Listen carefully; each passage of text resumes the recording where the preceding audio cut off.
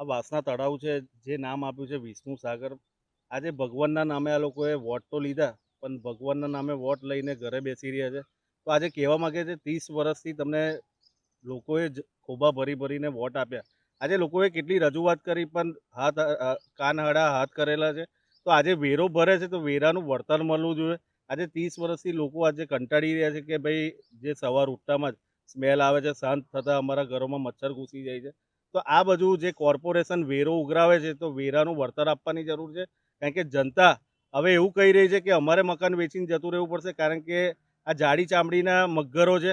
આ વાસ્તા ગામનો મગર છે એ તો છે જ, પણ કોર્પોરેશનમાં બેઠેલા લોકો બી જાડી ચામડીના મગર છે.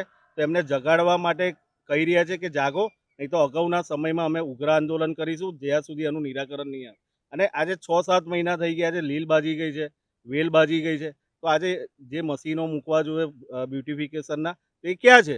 આજે હું પૂછવા માંગુ છું વડોદરા મહાનગરપાલિકાના કમિશનરને બી કે આજે તમે ખુદ આવો, જાતે આવીને વિઝિટ કરો, આનું તાત્કાલિક ધોરણે નિરાકરણ લાવો, નહીં તો અગાઉના સમયમાં અમે અહીંયા આંદોલન પર બેસીશું જ્યાં સુધી નિરાકરણ નહીં આવે.